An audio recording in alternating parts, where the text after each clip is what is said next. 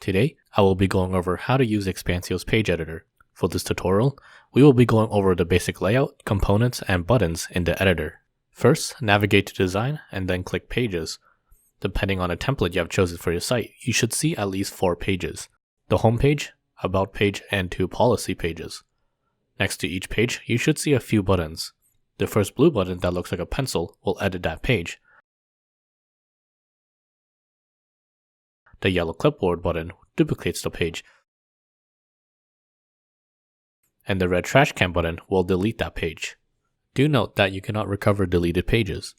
Let's create a brand new page by clicking on the blue plus sign. You can specify a page name and then choose a pre-built layout for your page. For this tutorial, we will leave it as a blank layout. Click Create when you're ready. The new page should appear at the bottom of the list. Click the blue pencil when you're ready to edit the page. The first thing we will see is our editor sidebar and a large empty blank space.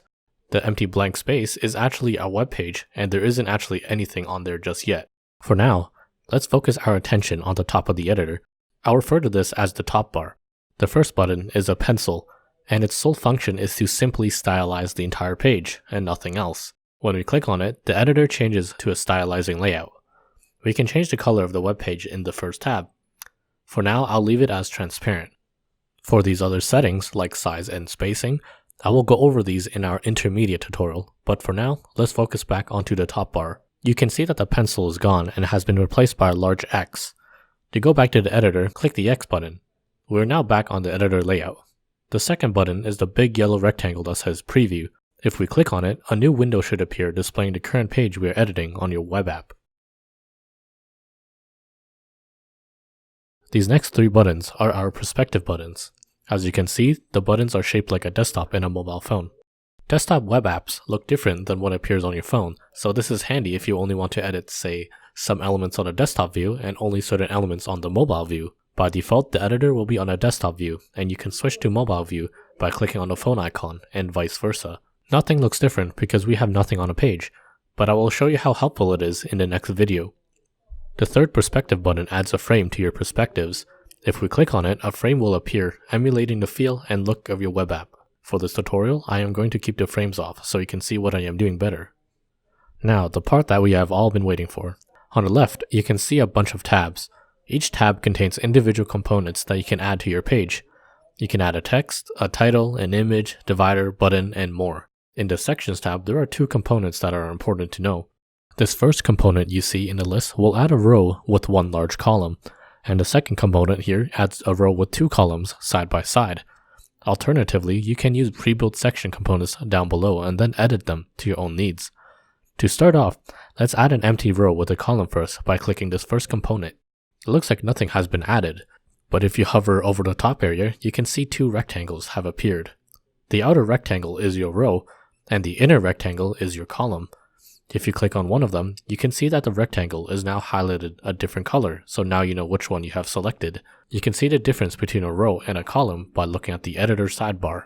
If it is a row, you can see the word row here with the option to adjust its properties and can only add a new column.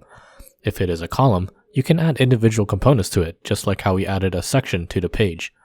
You cannot add components to rows, only to columns.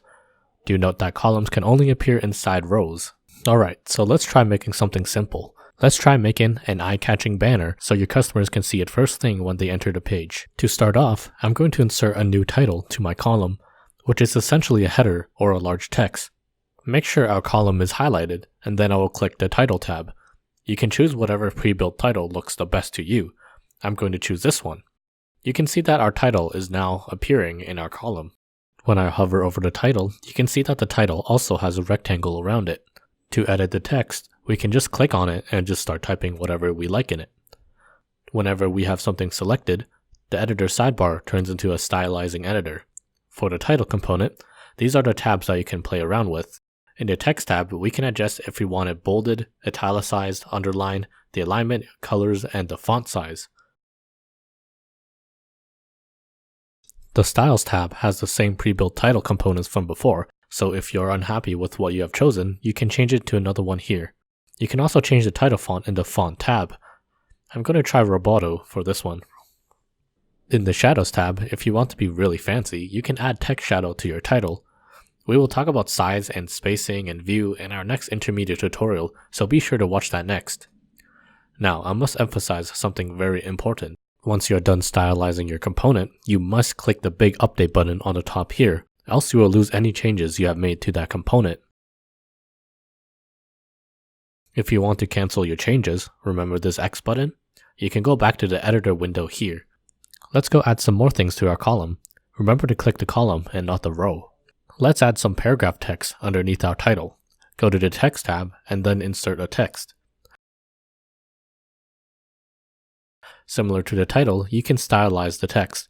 Again, if you changed any styles, you must click the update button for it to take effect.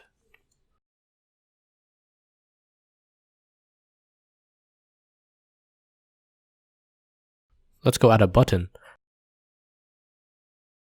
You can choose which button you would like to insert in the list. I'm going to insert this round one. Unlike text or titles, to edit a button text, you have to go to the button tab and then edit this text field here. For buttons, you can set a link so it goes to another page. You can do so by clicking the small button that says Set Link. A window should appear having a bunch of options. The first important part is the link type. Internal link means it is a link within your website, so something like the homepage or your contact pages. An external link is something that is not on your website, so like another website you want to link it to. Add to cart gives you the ability to instantly add a product on your store to the customer's cart. Call and email will open up external apps, so like Skype or Outlook. I'm going to just link it to an external link, and I'll make it lead back to the homepage. You don't have to fill all of these fields up, you only need one. Then, I'm going to click Update to save my link changes. You can change the styles if you want another button type, and also change the color and font. Once you're happy with how it looks, remember to click Update to save your style changes. Now, before we add anything else, I want to take a step back and show you something else. When you select a component, new options will appear on your top bar. The first two buttons are your reordering buttons. If I start clicking these arrows, you can see that my component is shifting on the page. For most components, you can only move them up or down, but rows can have as many columns as you like. If we add another column to our row, we can actually shift elements left or right. I am going to click our row, which in this case is the outermost edge, and then click Add Column. You can see that we have now made a new column in our row. Again, you can add whatever you like in this column. If you see on the top bar, selecting a column allows me to move it left or right instead of up or down. This is very useful for organizing your page. The third button is similar to the Set Link feature. If I click on this link icon, you can have blocks of text or images that can lead somewhere when you click on them. I am going to make this paragraph lead to my product page as an example.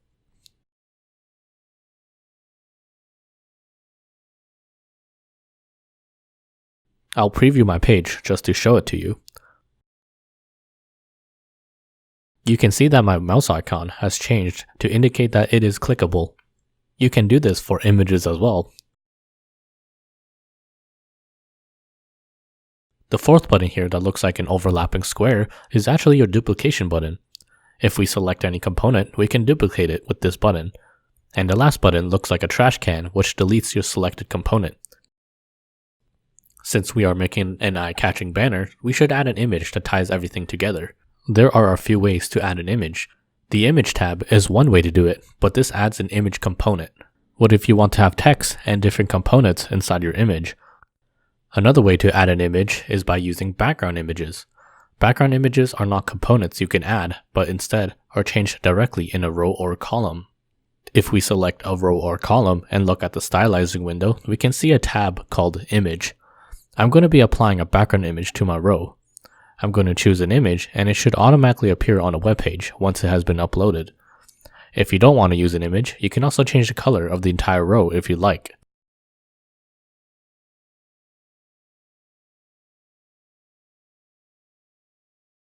Remember to click Update when you're done.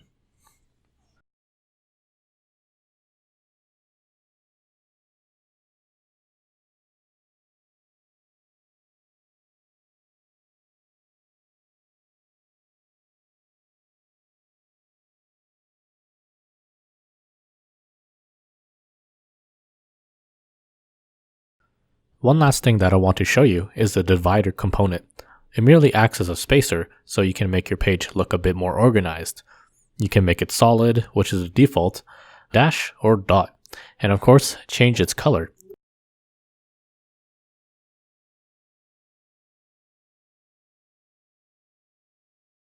You can also adjust how wide it goes on a page in the width tab and in this menu here.